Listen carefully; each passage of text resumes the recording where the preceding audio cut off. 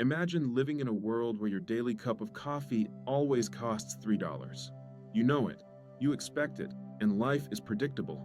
Then suddenly, next month the same coffee is $3.25.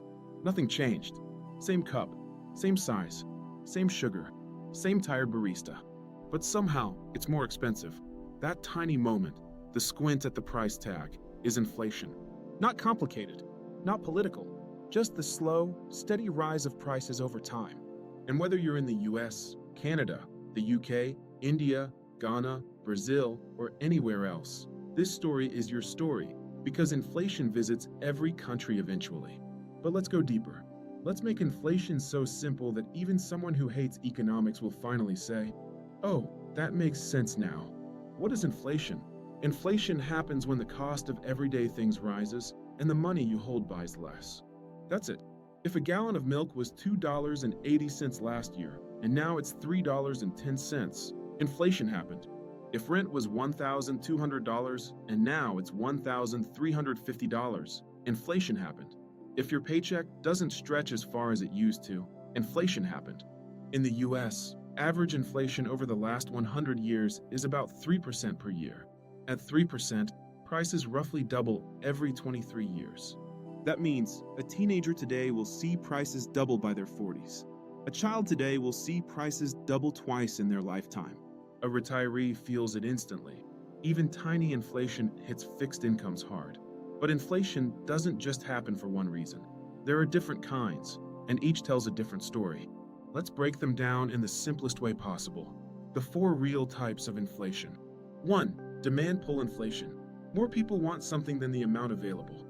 Prices rise. Imagine a new gaming console drops during the holidays. Millions want it. Stores don't have enough. Price goes up. Simple. This also happens with houses, cars, airplane tickets, hotel rooms, popular restaurants. When demand rises faster than supply, prices climb. 2. Cost push inflation. Something becomes harder or more expensive to produce, so prices rise.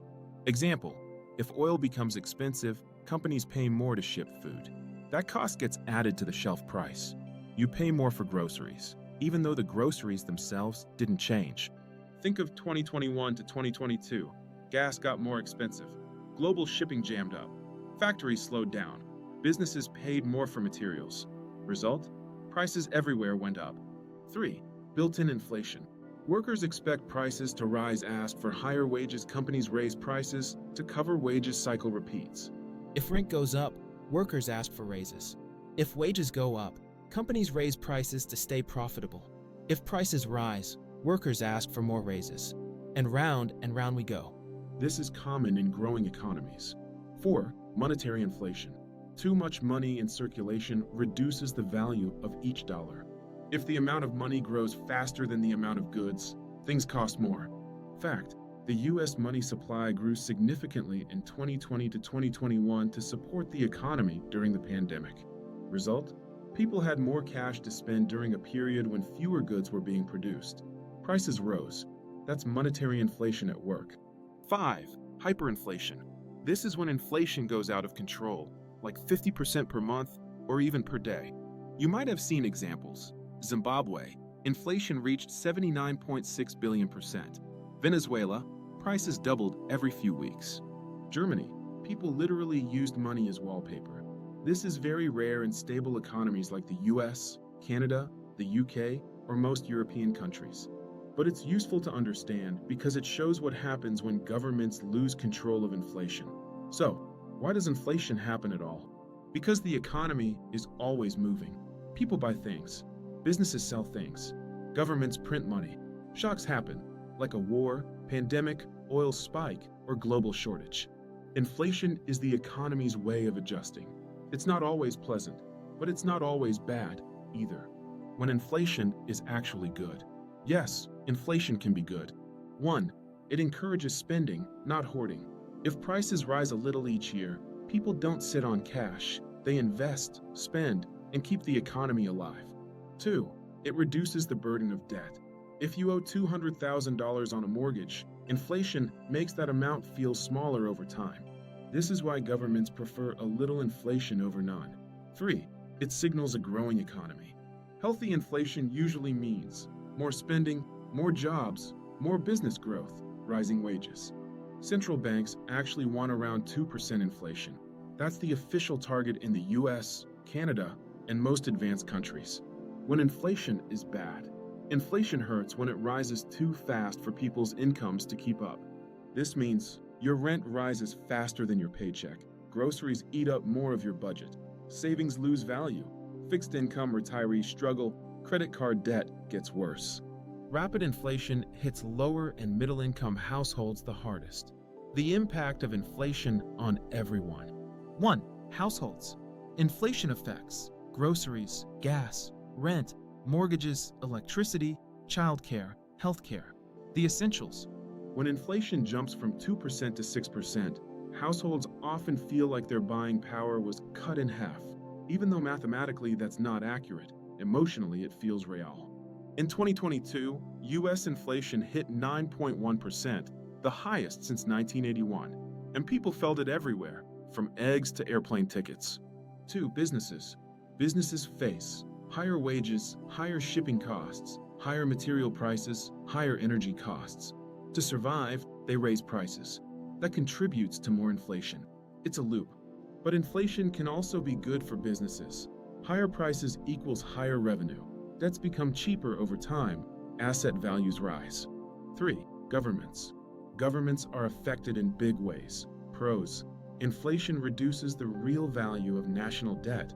Tax revenue rises automatically. Cons. Interest rates must rise to control inflation. Higher interest costs on government debt.